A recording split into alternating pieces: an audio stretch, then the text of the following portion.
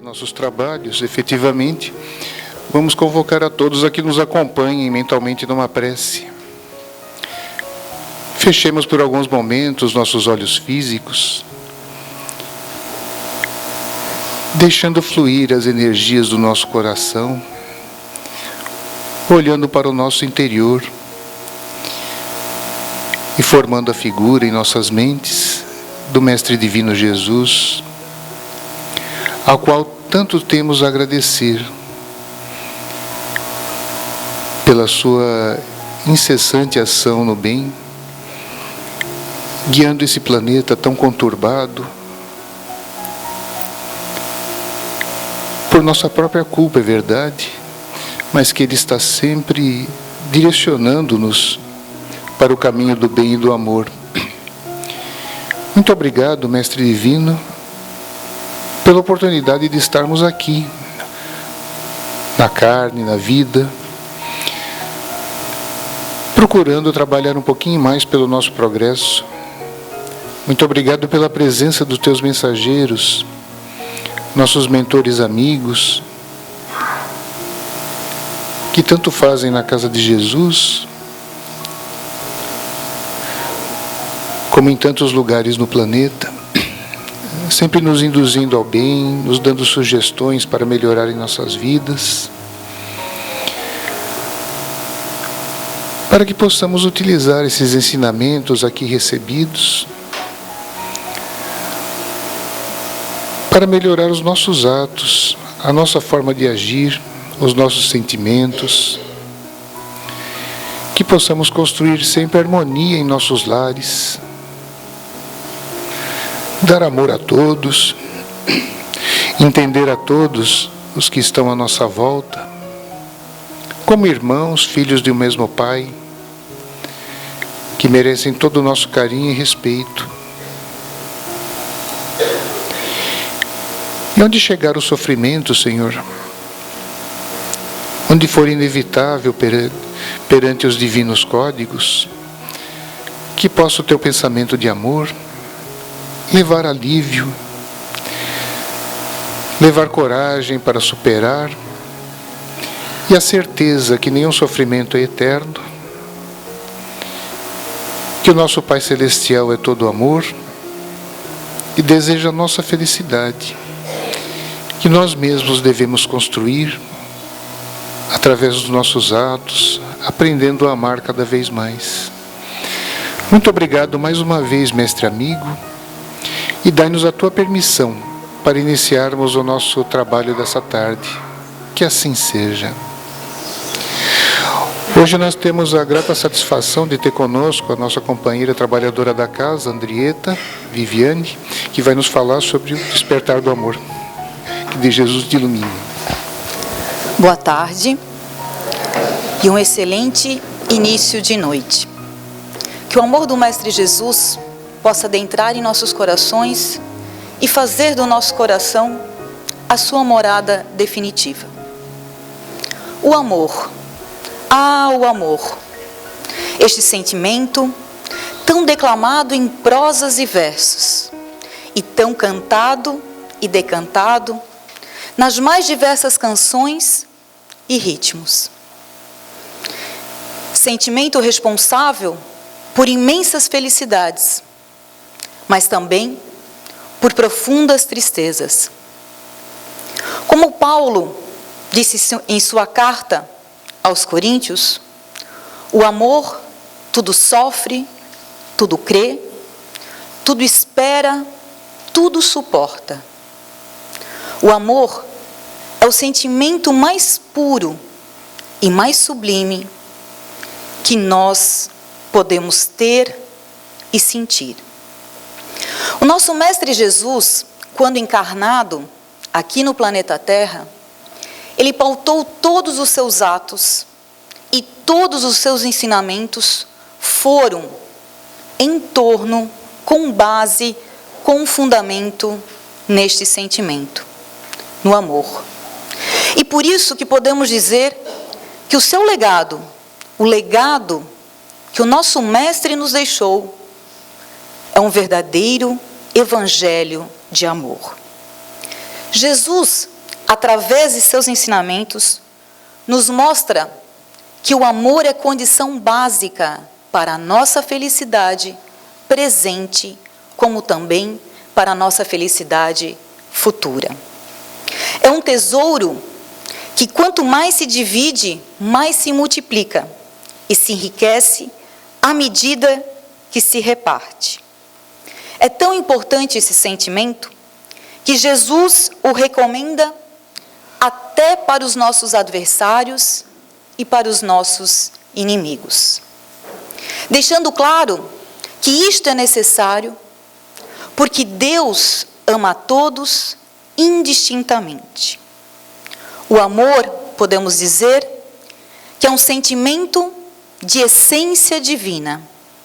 E como nos esclarece Fenelon, nas Instruções dos Espíritos, no capítulo 11, intitulado Amar ao próximo como a si mesmo, Fenelon nos diz: desde o primeiro até o último, todos nós possuímos no fundo do nosso coração a chama desse fogo sagrado.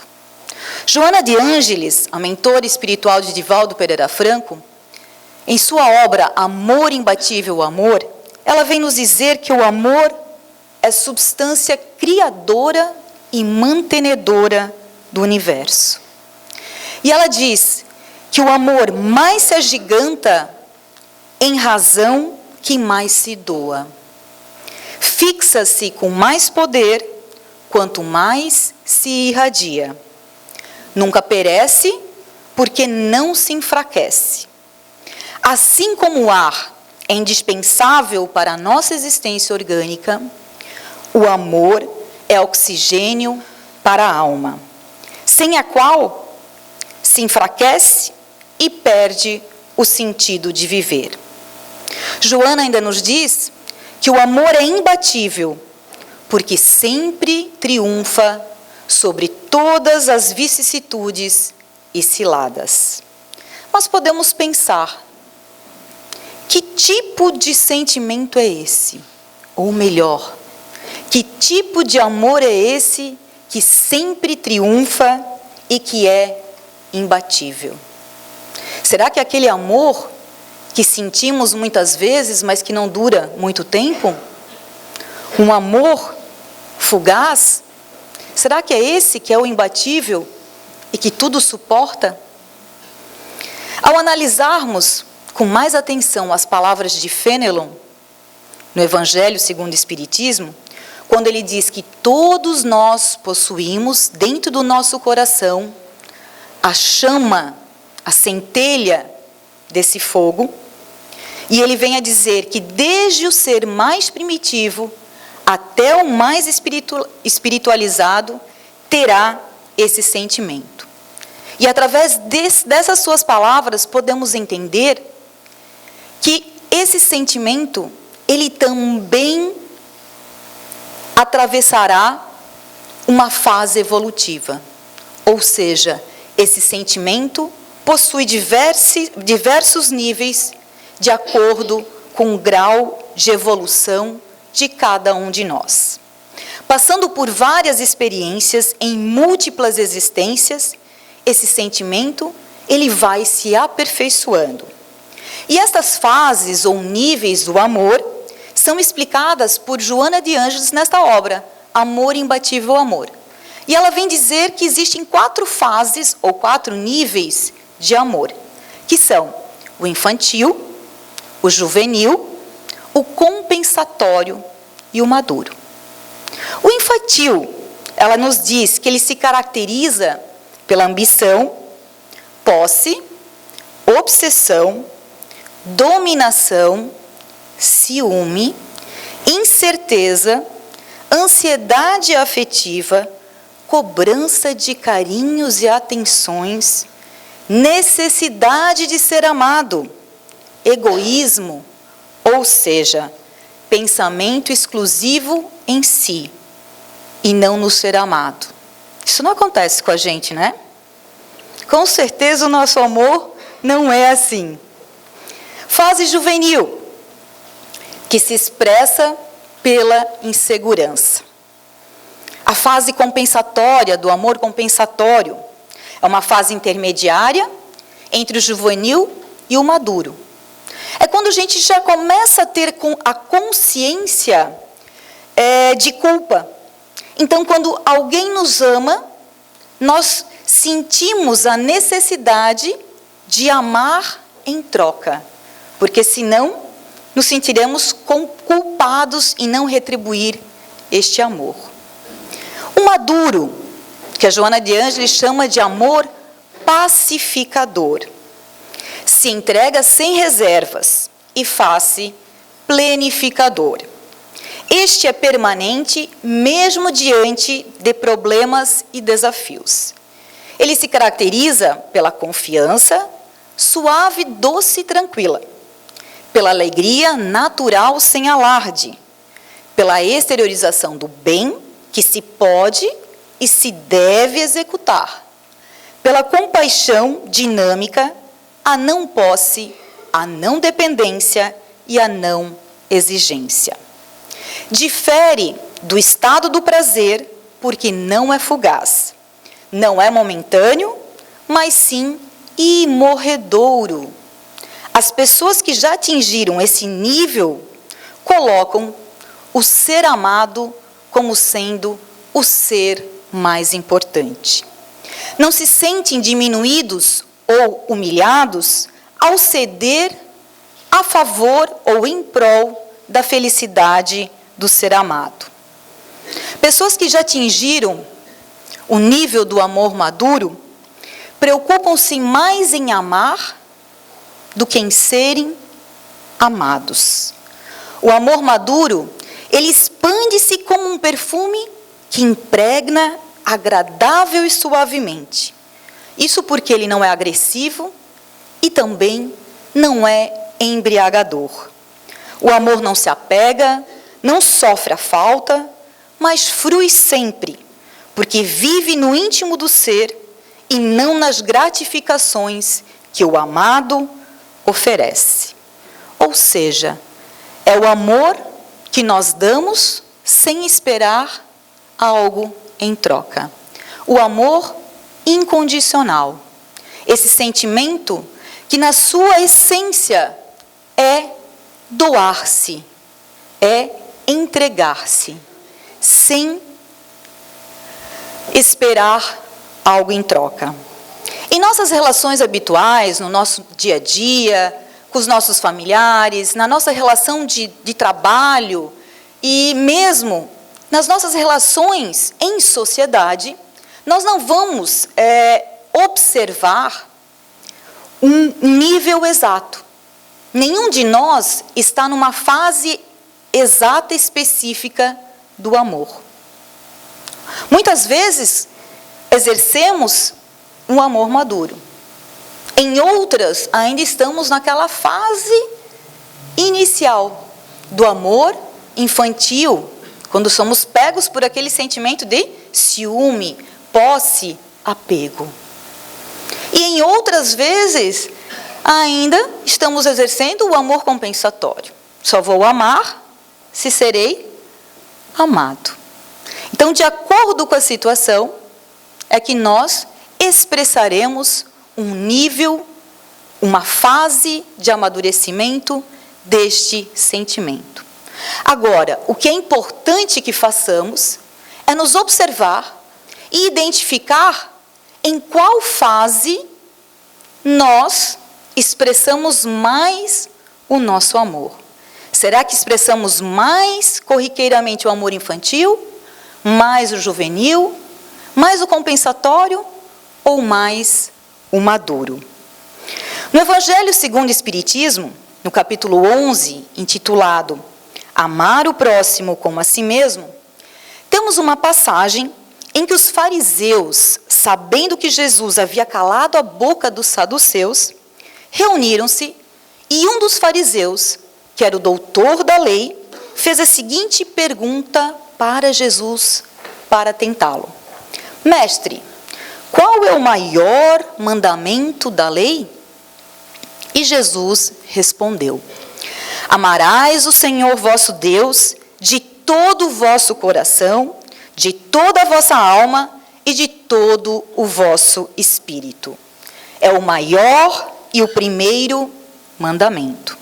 E eis o segundo, que é semelhante àquele: amareis vosso próximo como a vós mesmos.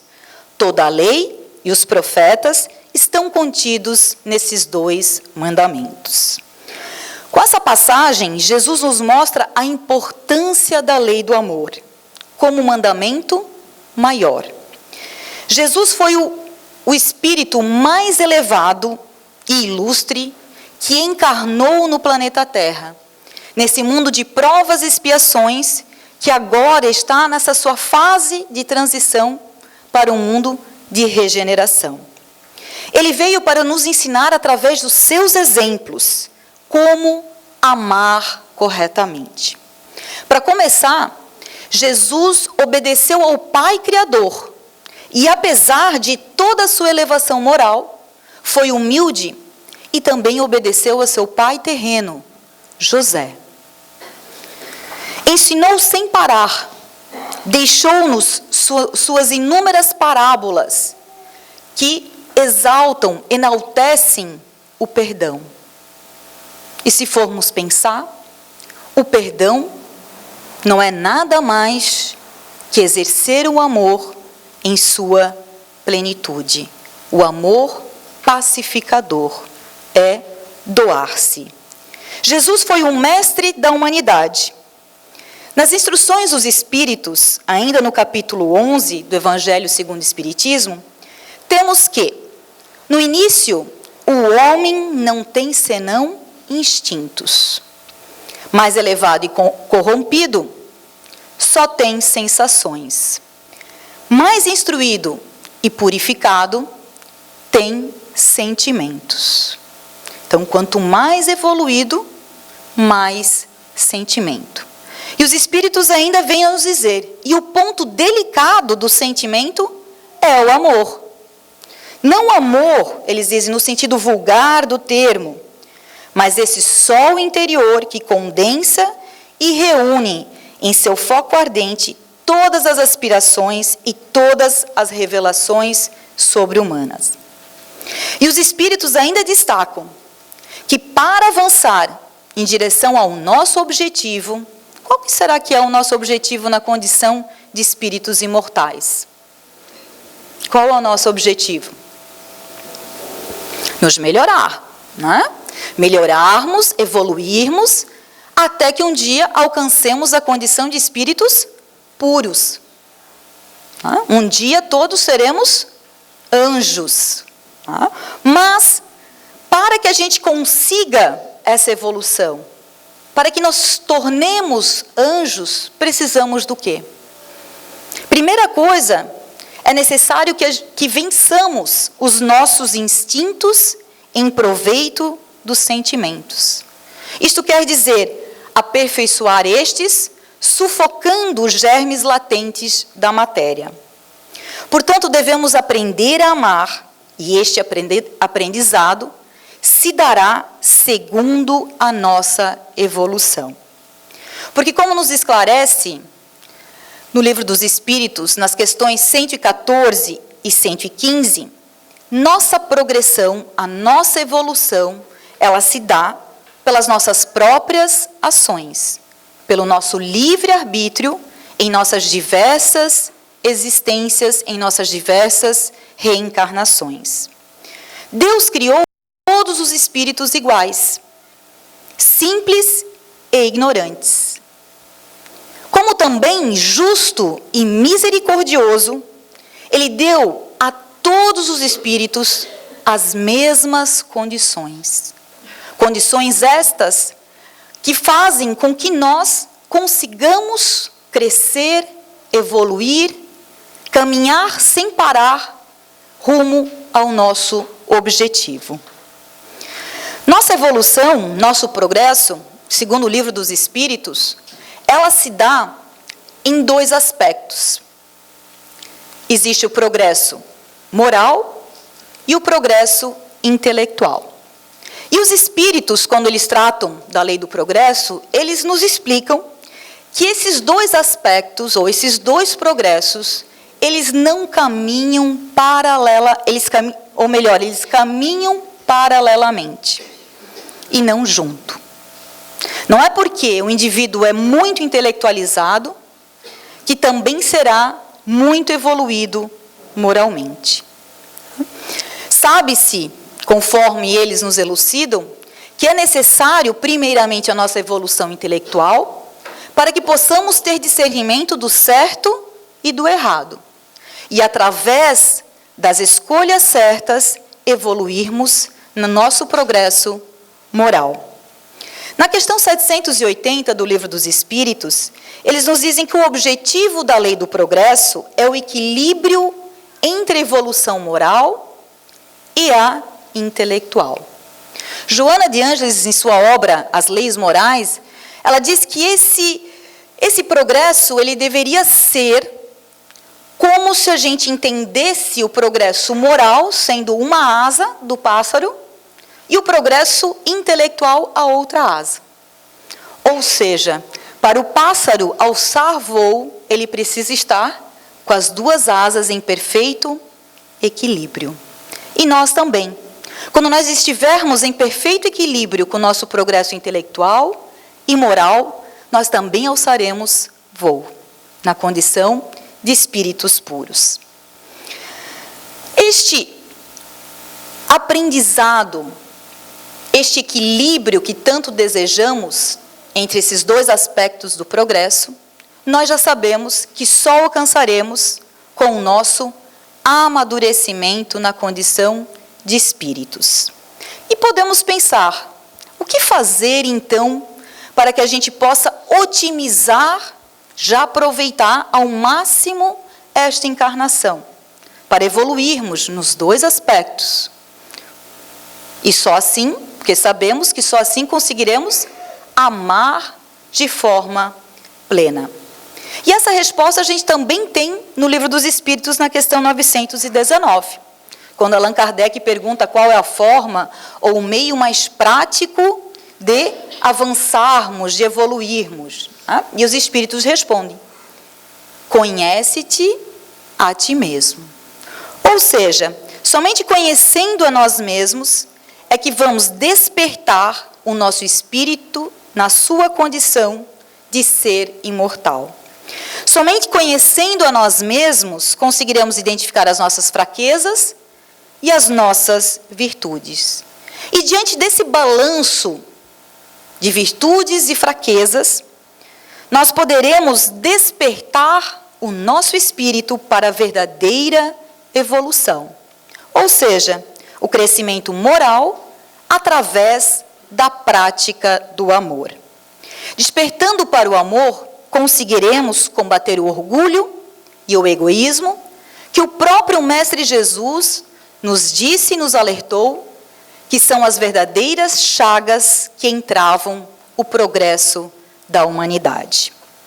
Dizem os espíritos superiores que de todos os vícios, aquele que se pode considerar o mais radical é o egoísmo. Inclusive dizem que ele é a negação do amor, a negação da caridade. E que do egoísmo, desse sentimento, deriva todo o mal. Por que será?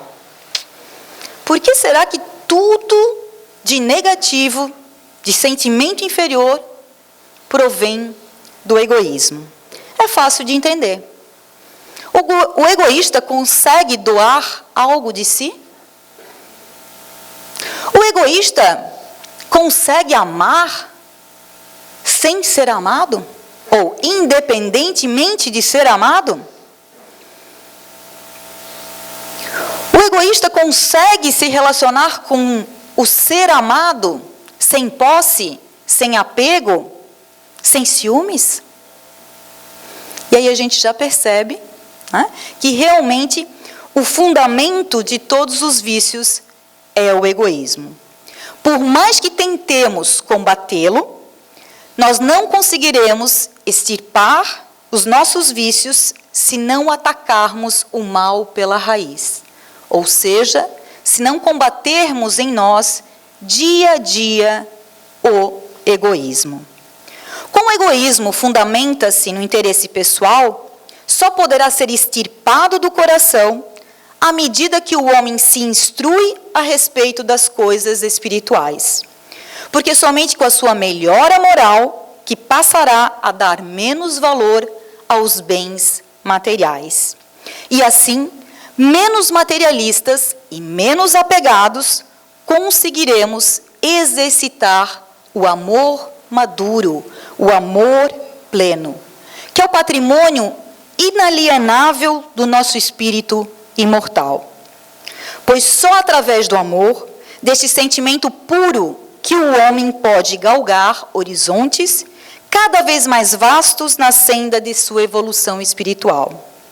Porque como o espírito Francisco de Monte Alverne nos esclarece em sua obra Florilégios, as penas decorrem da forma como encarardes o amor de Deus dentro de vós em relação ao vosso próximo e a vós mesmos. E Francisco de Monte Alverne ainda continua dizendo: fazei de vossa vida uma canção de amor, para que o divino amor vos libere do invólucro carnal, assim como a lagarta pesada fica tombada na terra, quando a borboleta colorida voa leve e ditosa no ar primaveril. Não podemos nos esquecer que a verdadeira felicidade aqui na terra não é efêmera. A verdadeira felicidade aqui na terra, como nos é esclarecido no Evangelho segundo o Espiritismo, não é euforia, não é exaltação. Mas a felicidade que nós podemos almejar é a paz no coração. E esta paz no coração, que é aquele sentimento de completude, de equilíbrio, nós só alcançaremos praticando o amor, praticando a caridade e amando de forma incondicional. Citando Joana de Ângeles, em Amor Imbatível Amor, podemos dizer que o amor deve ser sempre o ponto de partida de todas as aspirações e a etapa final de todos os anelos humanos. O clímax do amor se encontra naquele sentimento que Jesus ofereceu à humanidade e prossegue doando, na sua condição de amante e não de amado. Vejamos que exemplo, né?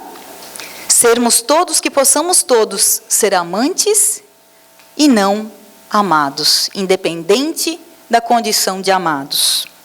Portanto, que possamos, diante desses pequenos esclarecimentos, refletir. E, com base nessa reflexão, que possamos também começar a praticar efetivamente a lei do amor, este mandamento maior: amar a Deus acima de todas as coisas e ao próximo como a si mesmo, no seu real sentido de caridade. E o que é caridade? O próprio Mestre nos esclareceu e nos ensinou, que é a prática da indulgência, da benevolência e do perdão. Ou seja, nos doando. Como Chico Xavier sempre dizia, mesmo que não seja possível fazer um novo começo, sempre é possível que façamos um novo fim. Que possamos ficar atentos no nosso dia a dia para perceber que tipo de amor mais nós expressamos. Que possamos a cada dia evoluir, fazer com que este sentimento cresça, evolua e que consigamos cada vez mais amar de forma incondicional. Não pensando em nós mesmos, mas pensando em nosso próximo. Pois na condição de espíritos imortais, sabemos que fazemos parte de uma família universal. E nesta família universal, todos somos irmãos. Todos devemos nos amar. Todos devemos nos perdoar. Todos devemos enaltecer as coisas positivas do nosso irmão, ou seja, praticar a indulgência. Todos nós precisamos realmente praticar a caridade. A caridade não no sentido de doar aquilo que detemos de empréstimo de Deus, nossas coisas materiais, mas que possamos praticar a caridade doando aquilo que realmente é nosso. O nosso tempo, o nosso trabalho, o nosso ouvido, estender a nossa mão, que possamos formar essa grande corrente da família universal, nos auxiliando mutuamente e também amando-nos como o nosso Mestre Jesus nos esclareceu, nos ensinou e nos aconselhou para que façamos em nosso dia a dia. Para finalizarmos, iremos exaltar a carta de Paulo aos Coríntios, pois de tão linda que ela é, a forma como ele fala do amor.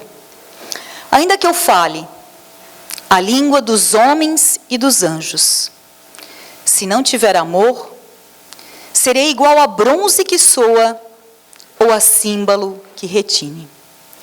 Ainda que eu tenha o dom de profetizar e conheça todos os mistérios e toda a ciência, e ainda que eu tenha tamanha fé a ponto de transportar montanhas, se não tiver amor, nada serei. E ainda que eu distribua os meus bens aos pobres, e ainda que eu entregue meu próprio corpo para ser queimado, se eu não tiver amor, nada disso aproveitarei. O amor é paciente, é benigno. O amor não arde em ciúmes, não trata com leviandade, não se ensoberbece, não se exaspera e não ressente-se do mal. O amor não se alegra com a injustiça. Mas o amor regozija-se com a verdade. Tudo sofre, tudo crê, tudo espera, tudo suporta.